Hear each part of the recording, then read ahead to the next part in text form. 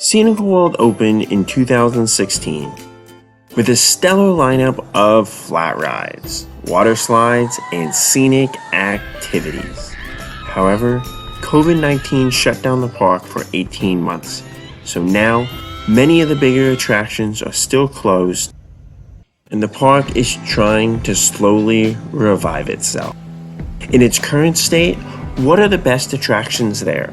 Find out in this countdown. Many attractions in the park are still closed, so please skip ahead if you don't want this long list. Most of Excite World is still closed, with only Gold Rush, the train, Giant Pendulum, and the ATVs, which I didn't ride since it is a separate upcharge, currently open. Khao Yai 360, the rebranded name of their tall swing, is included in the current marketing, but was closed on my visit as well. Most everything in the Carnival section was open, except Safari Bump, which didn't seem to have a place, just the cars spread around the outside, and X-Max. Kiddie Climber is the only ride here that they won't allow adults on, and Twister does have a 75 kilogram weight limit, though I was able to experience it. In Splash World, Space Bowl, Splash Coaster, the water coaster, and Thunderbolt, the trapdoor slide, was still closed, and are listed as such on their website. Additionally, Python, Tantrum Alley, and Tornado have a 4-person raft requirement, which, even with my wife, we weren't able to meet, especially since there were few other groups in the park for us to team up with. Cyclone also has 2 additional slides that aren't listed separately on the map that were not operational. Number 16, Space Shuttle. This was a very basic spinning ride for this kiddie type of ride. It did not offer any bouncing up and down as others do if you time your ups and downs right.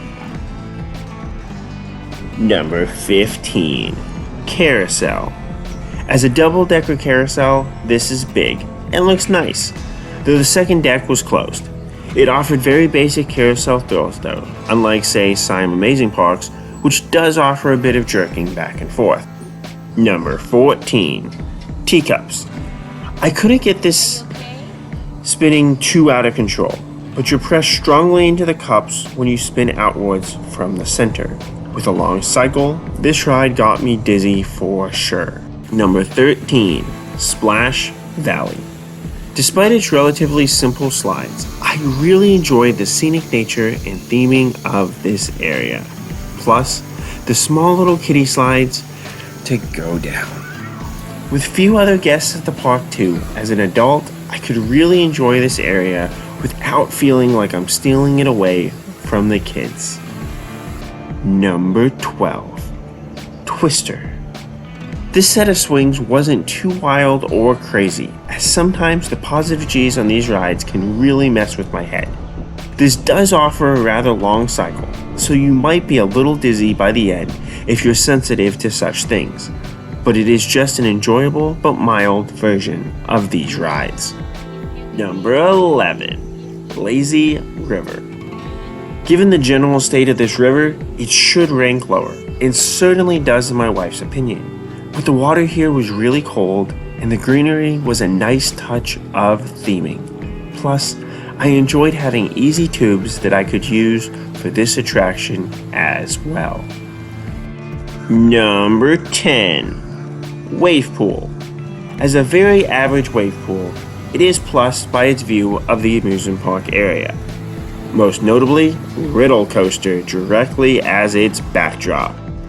With decent looking private cabanas spread around this area and a jacuzzi area next to it, it works well enough as a pool.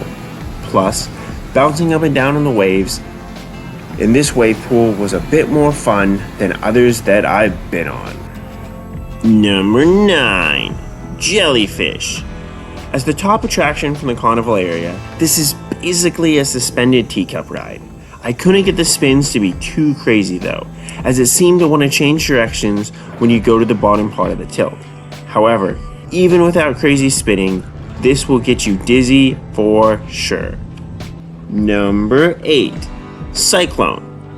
As a rather basic double raft slide, it probably shouldn't rank too highly, as it is literally just going slightly fast through a few turns. But I was really looking for a more mild type of slide, so I greatly appreciate this for what it is. Number 7. Kiddie Slide. Not only does this slide look great, but you can get going pretty fast down it, making it a rather thrilling experience. There is a black pad at the bottom to help slow you down, which is a nice touch since it feels like you're going way too fast. Number 6. Kamikaze. With a name like this and a body slide with an airtime hill, I was really worried about just how much this will throw you from the slide. But you crest the hill with not too much speed, so you don't really get much airtime at all. It's a neat little body slide, but it's not super special. Number 5. Gold Rush. A train around the park is always a nice touch for visitors, but this one is special because of how much I wanted to see the rest of this park. Though in theory, the train should go mainly along the various pathways, it now goes through various backstage areas where rides are sitting waiting to be fixed up and reopened.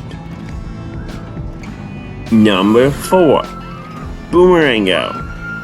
This double raft slide starts off strong with strong twists and turns. Then it throws you down its largest hill into a rollback that is meant to give you some sense of weightlessness. Though, since it isn't too big, it didn't do too much for me here, though I might just not be a strong fan of these types of slides. Number 3. Racer Wave. Mat slides normally rank highly for me, and this one has a strong sense of speed throughout it. The final drop is nice, though does lack additional airtime hills that you might find on other similar versions of this ride. Number 2. Jumper. With a name like this, I was expecting a truly wild airtime hill, but you lose a lot of speed by the time you crest that hill. But that hill is just a distraction, as the initial plunge is deep and strong, making for a truly enjoyable first drop on a mat slide. Number 1. Super Pendulum. This isn't the largest pendulum out there, though it does offer some decent airtime on the max swings with some decent views of the surrounding area. Since you just barely get over the tree line, I can't help but wonder how much more enjoyable this ride would be with higher swings that let you see all around the valley that you're in. Which rides at Scenical World are your favorite? If you've experienced any of their closed attractions before, let me know. And as always, Kap kun krap.